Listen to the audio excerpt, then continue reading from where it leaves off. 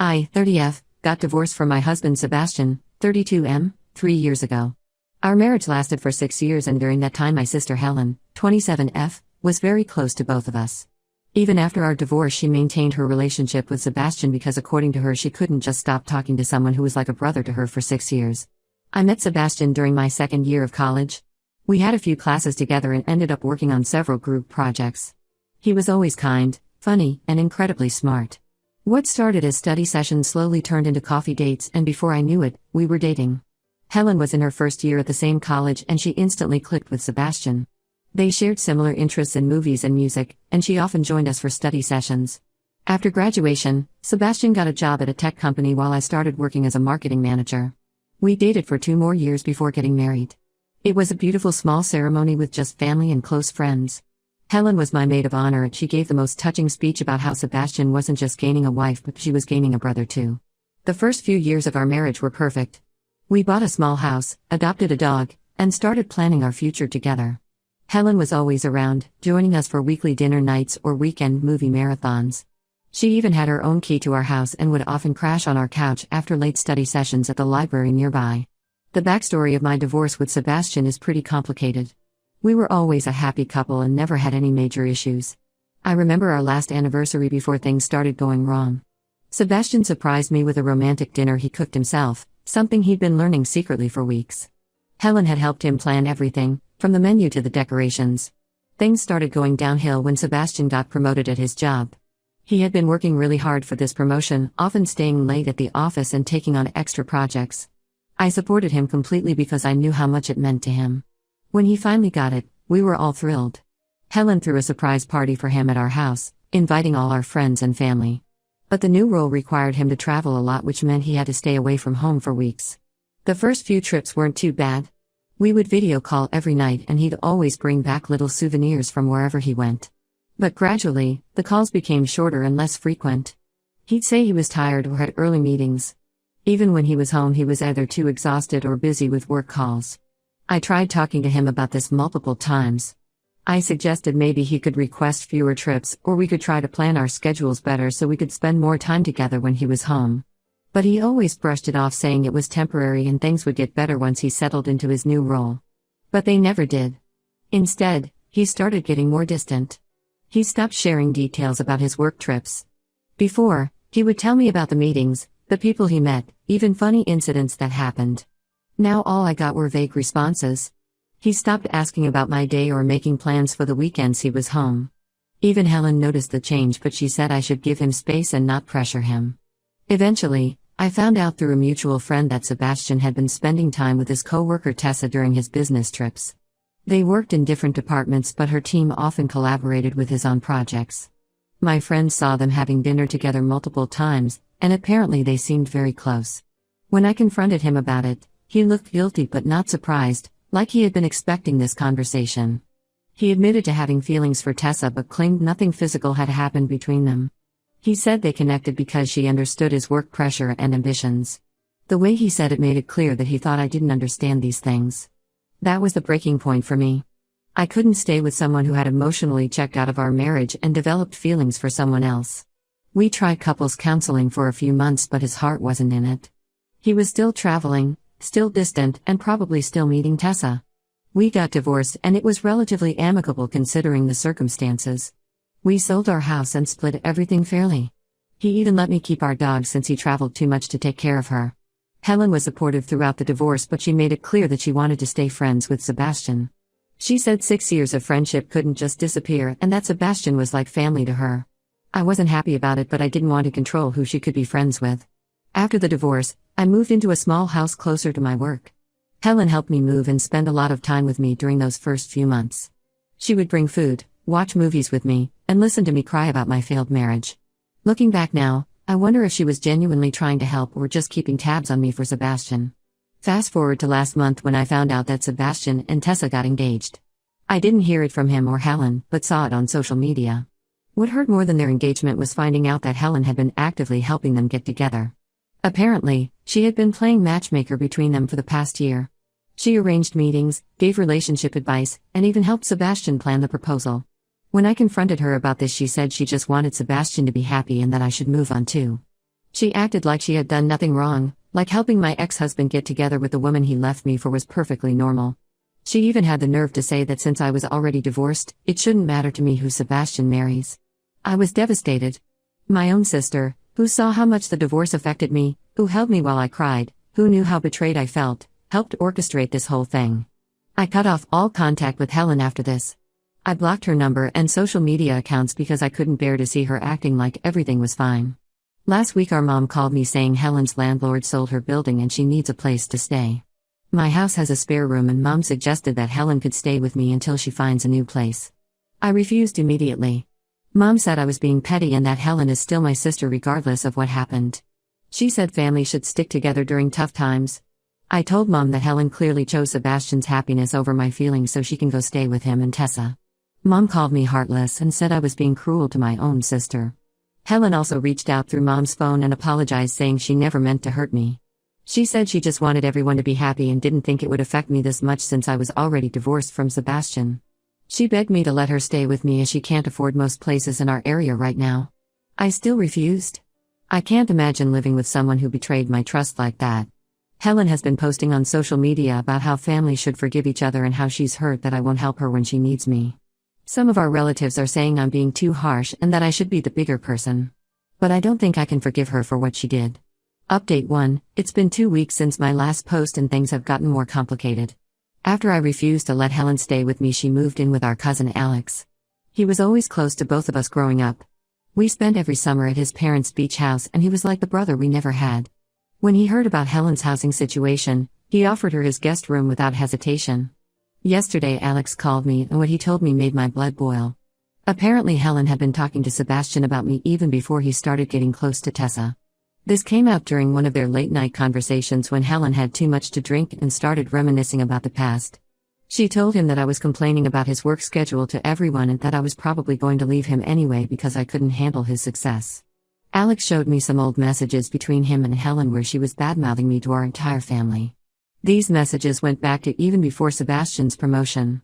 In one message, she told Alex that I was being selfish for wanting Sebastian to spend more time at home when he was trying to build his career. In another, she suggested that I was holding Sebastian back from accepting additional responsibilities at work because I was insecure about earning less than him. She made it seem like I was jealous of Sebastian's success and that I pushed him away with my constant complaints. She painted me as this nagging wife who couldn't understand ambition. Some messages even showed her telling our cousins that Sebastian deserved someone more understanding like Tessa who wouldn't make him feel guilty about working hard. The worst part was finding out that Helen had been hanging out with Tessa even before Sebastian admitted to having feelings for her. They met at a company party where Helen was Sebastian's +1 because I had to work late that night. According to Alex, Helen and Tessa hit it off immediately and started meeting for coffee regularly. She knew about their growing closeness but never told me. Instead, she encouraged their meetings by inviting Tessa to family gatherings when Sebastian was in town, knowing I wouldn't be there because of my work schedule. When I thought about it, it all made sense. Helen would often suggest I skip family dinners when I was tired from work, saying I should rest. Now I realize she was creating opportunities for Sebastian and Tessa to spend time together without me around. She would tell me stories about these gatherings but conveniently leave out Tessa's presence. Alex said he felt guilty for keeping quiet all this time. He showed me more messages where Helen would orchestrate these meetings. She would plan family events around Sebastian's travel schedule and deliberately schedule them when she knew I had work commitments. When other family members asked about my absence, she would tell them I was too busy with work to make time for family. When I confronted Helen about this, she broke down and admitted everything. But her confession only made things worse. She said she always looked up to Sebastian and thought I was lucky to have him. Then she dropped another bombshell. She had a crush on him in college before he started dating me but never told anyone. She claimed this didn't influence her actions, but I find that hard to believe now. She confessed that she didn't actively try to break up our marriage, but she didn't stop it from falling apart either because deep down she thought Sebastian deserved better. She said she saw how perfect Tessa was for Sebastian and couldn't help but want them to be happy together. When I asked her about all the time she comforted me during my divorce, she just looked away and said she convinced herself she was doing the right thing. Mom called me again yesterday after talking to Helen. She was singing a different tune this time, saying Helen was just young and confused and that she deserves another chance. She tried to justify Helen's actions by saying she probably didn't realize the impact of what she was doing. But I can't get past the fact that my own sister wanted my marriage to fail. The more I think about it, the more signs I remember missing. How Helen would always take Sebastian's side in our small arguments. How she would brush off my concerns about his distance during his work trips. How she would tell me I was overthinking things when I mentioned Sebastian seemed different after meeting Tessa. I blocked Helen on everything and told Mom to stop trying to fix things between us. I'm done pretending we can go back to being close sisters after this. Some family members are still saying I'm being too harsh, but others who found out what Helen did are now understanding my side. Alex and a few other cousins have cut contact with Helen too. Helen posted a long apology on social media saying she regrets everything and wishes she could take it all back. She wrote about how she let her childhood crush cloud her judgment and how she realizes now that she hurt me deeply. But it's too little too late. Her actions weren't just mistakes made by a confused young woman, they were calculated moves to undermine my marriage while pretending to support me. Alex says Helen is miserable now that most of our cousins know what she did. She's been trying to explain herself to everyone, but no one wants to hear her excuses. Even Mom has stopped defending her as strongly after seeing the messages Alex showed us. But honestly, I don't care how Helen feels anymore. She had years to come clean or stop what she was doing, but she chose to keep manipulating everyone around her instead. Update 2. A month has passed since my last update, and I discovered something that made everything make more sense. Last week I ran into Tessa's sister Kate at a coffee shop. I usually avoid places near Sebastian's office, but I had a meeting nearby and needed caffeine. Kate recognized me immediately and surprisingly wanted to talk. I was hesitant at first but agreed because she seemed genuinely upset about something. What she told me left me shocked. According to Kate, Helen had been telling Tessa a completely different story about my marriage with Sebastian. From the very beginning, Helen had painted me as the villain in their love story. She told Tessa that I was controlling and emotionally manipulative toward Sebastian. She made up stories about how I tried to stop Sebastian from taking the promotion and that I threw tantrums whenever he had to travel. Helen apparently told Tessa that I would guilt-trip Sebastian about his work trips by calling him constantly and demanding he come home early. She claimed I would start fights with him over video calls when he was away, making him stressed before important meetings. None of this was true. I was always supportive of his career and only wanted better communication between us. Kate revealed that Helen would tell Tessa about fights between Sebastian and me that never happened. She invented stories about me threatening to leave Sebastian if he didn't choose between me and his career. Helen convinced Tessa that she was helping Sebastian escape an unhappy marriage. She told Tessa that Sebastian was too good of a person to leave on his own, so he needed someone to help him realize he deserved better. The worst part was learning how Helen manipulated Tessa's feelings. She would tell Tessa about how Sebastian's face lit up whenever he talked about her, and how different he was with her compared to me. Helen fed Tessa's guilt about their growing closeness by assuring her that she wasn't doing anything wrong because Sebastian was already emotionally checked out of our marriage, thanks to Helen's lies about my behavior. Kate apologized for believing these lies and said she only found out the truth recently when she overheard Helen bragging to someone about how she masterfully handled the whole situation. Helen was at a party, slightly drunk, and was telling someone how proud she was of orchestrating everything so perfectly that no one suspected her involvement until it was too late. I was furious and wanted to confront Helen immediately, but Kate suggested something better.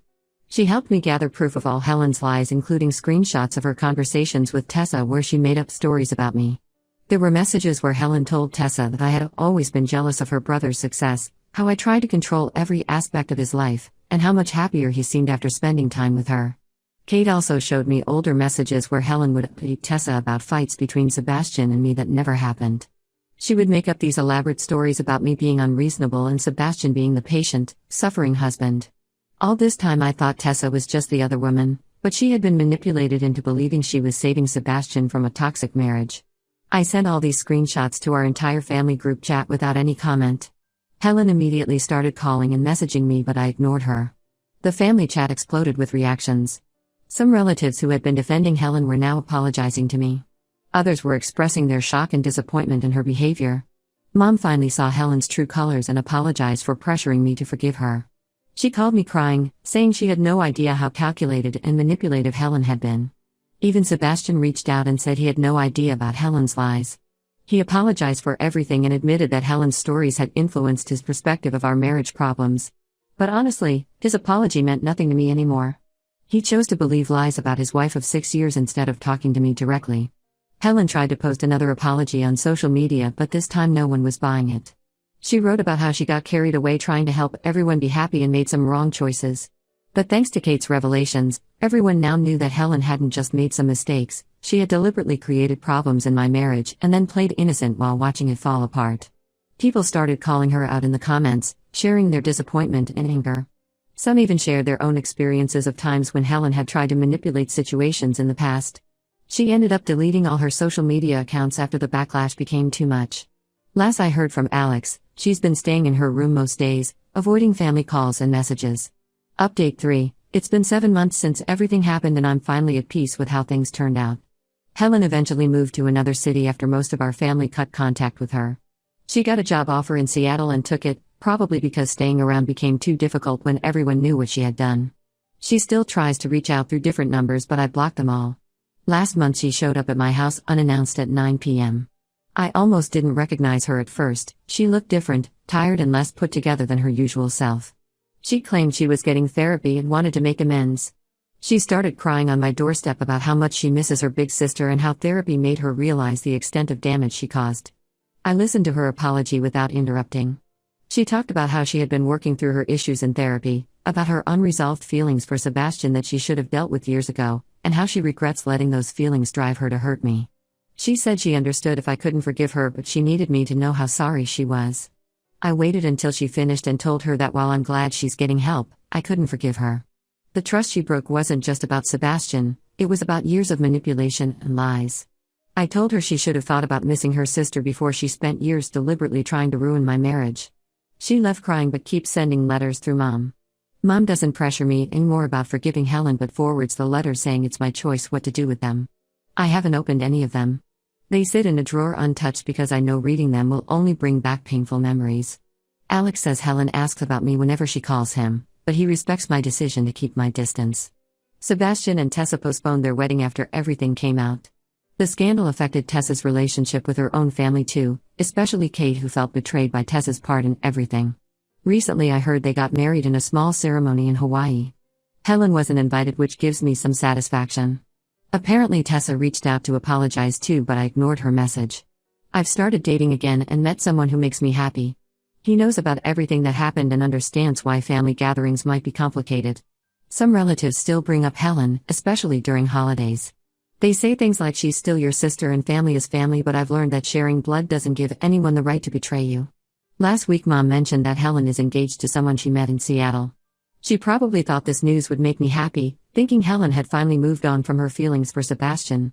But honestly, I felt nothing. The sister I grew up with, the one I shared secrets with and trusted completely, died the day I found out about her betrayal. Some relatives still think I should forgive Helen, saying she's changed and deserves another chance. But I'm done sacrificing my peace for family bonds. I spent too many years being manipulated while thinking I had a supportive sister by my side. Sometimes cutting off toxic family members is the best thing you can do for yourself, even if others don't understand your decision. I've finally found peace in my life without Helen's drama, and I plan to keep it that way.